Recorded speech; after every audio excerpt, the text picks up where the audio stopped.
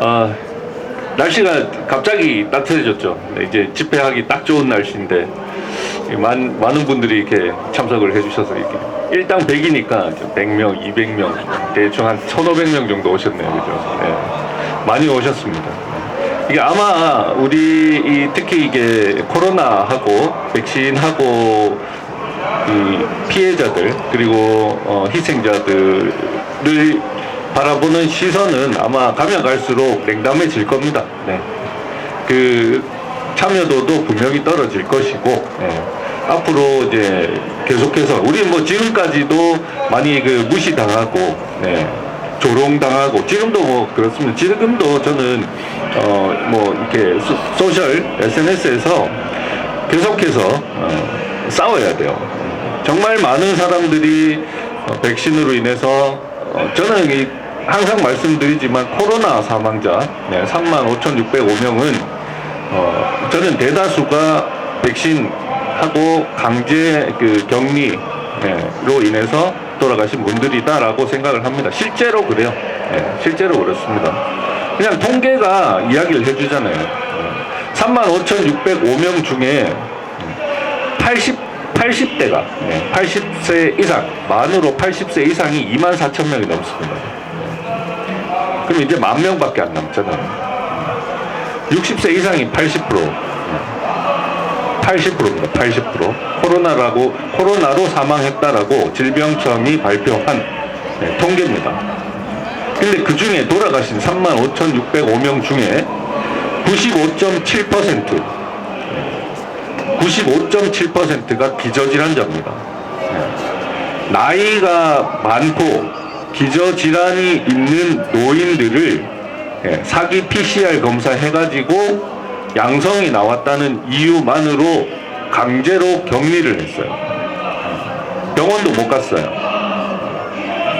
살아 있을 수가 있습니까? 그냥 상식적으로 봤을 때 지금 코로나 아닌 지금도 60세 이상 기저질환 있으신 분들 집에 가둬놔 보십시오.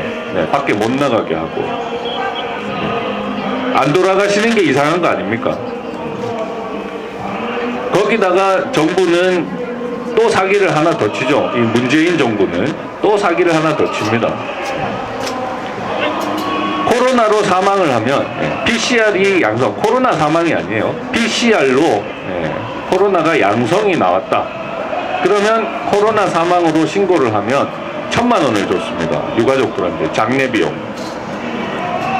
거기다가 장례 지도자들한테 전파 방지 비용으로 300만 원 줬어요. 그리고 의료기관에도 똑같이 전파 방지 비용 300만 원을 줬습니다. 그냥 PCR에 대해서 또 의사가 질병청에다가 질문을 합니다. PCR로 확진이 되었다. 근데 그 몸속에 있다는 그 바이러스가 활성인지 비활성인지 쉽게 이야기해서 그 사람이 그 병에 걸렸다라고 할 수 있는지 없는지에 대해서 구분이 가능하냐라고 했을 때 질병청은 못한다고 했습니다. 이거 질병청이 공식적으로 내놓은 답변입니다. PCR은 그냥 바이러스 존재 유무를 판단하는 그러한 도구이지 그 바이러스의 활성도, 확진, 미확진을 구분하지 못한다라고 질병청이 이야기를 했습니다. 그런데도 강제로 격리를 했잖아요. 이게 사기죠. 이게 사기입니다. 근데 지금 보세요. 그때 당시에 중대본 코로나 중앙대책본부 거기에 위원장이던 사람이 정기석이에요. 지금 건강보험공단 이사장 하고 있습니다.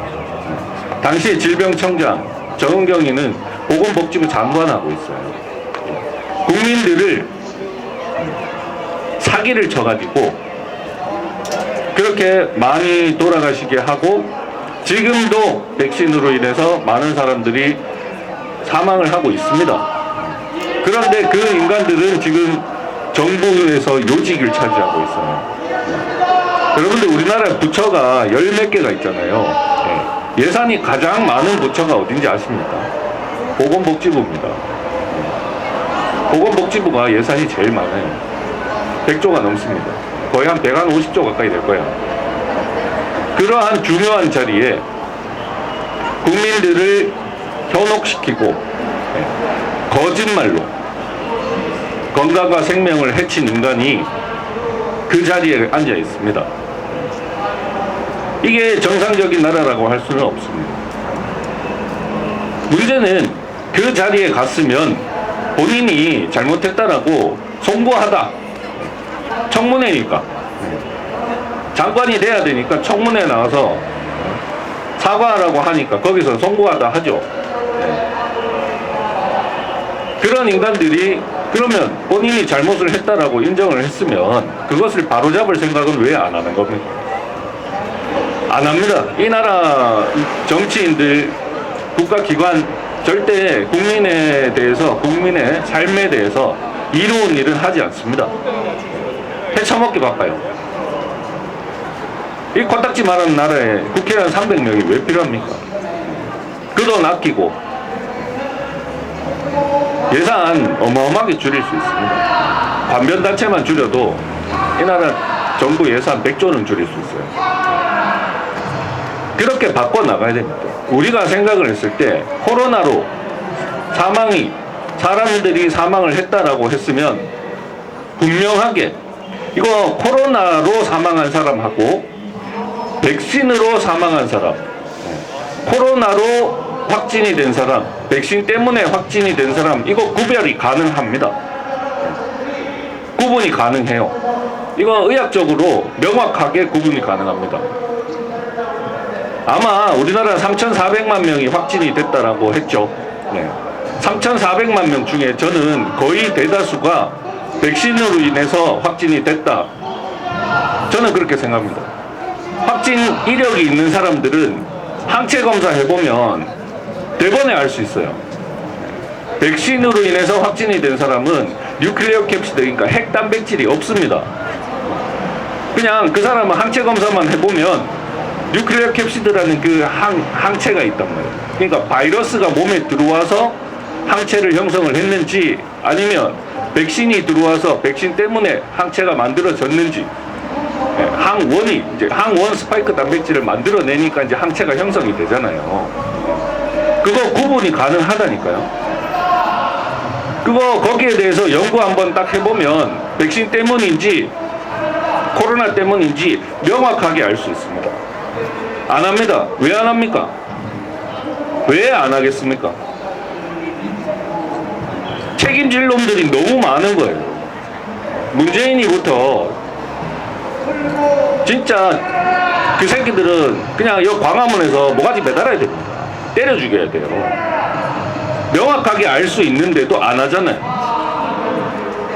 이거는 여야를 막론하고 좌우 이딴 게 어디 있습니까? 사람을 가짜 PCR로 확진을 양산을 해가지고 강제로 격리해가지고 사람을 죽게 만들었는데 거기에 이념이 어디 있습니까? 거기에 자유민주주의가 있습니까? 사회주의, 공산주의가 있습니까? 그딴 게 어디 있어요, 거기에?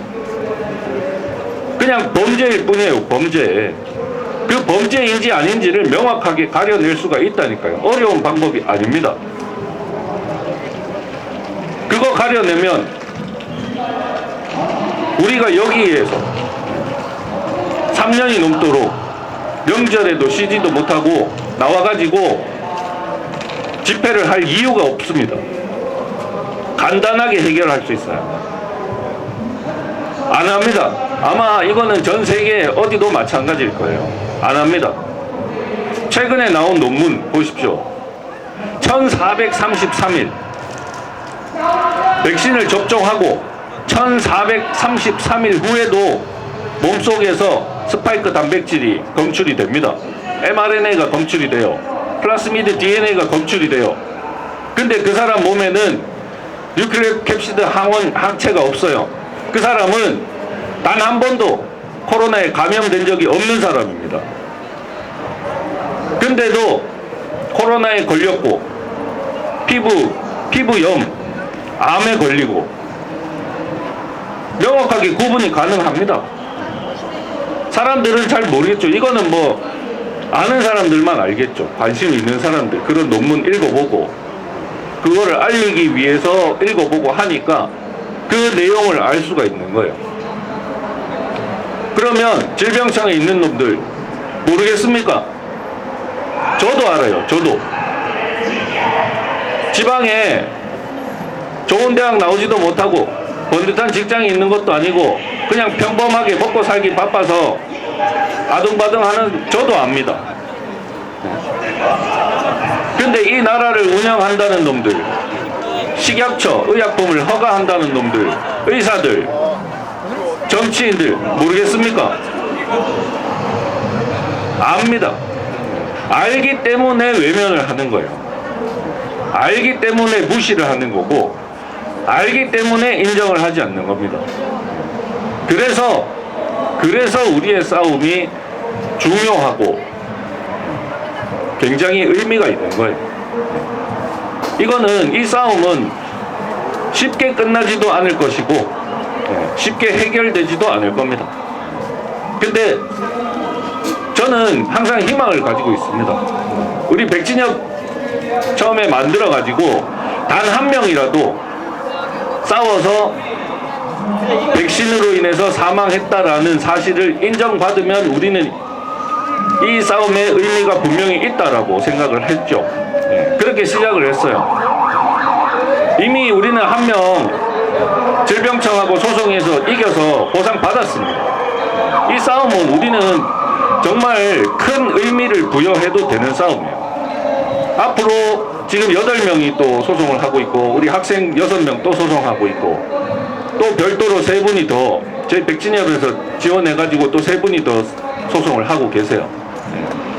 개인적으로 하시는 분들도 계시고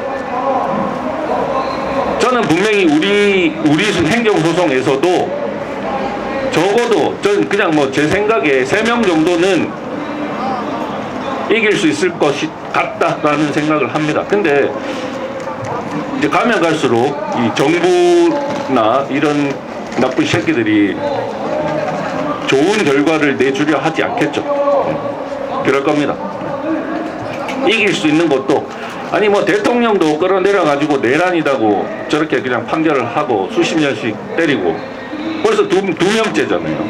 그런 사법부지만 그래도 우리는 어쨌든 싸우지 않으면 우리가 뭔가를 이뤄낼 수가 없지 않습니까? 싸워서 지더라도 계속해서 도전을 해야 돼요. 우리가 그냥 지레 그냥 이거 되겠나 하고 그냥 저한테도 여기저기서 전화 많이 옵니다. 요즘은 그래도 우리 백진협이 좀 알려졌는지 의사 선생님 소개로 전화를 했다라는 분들이 많이 계세요.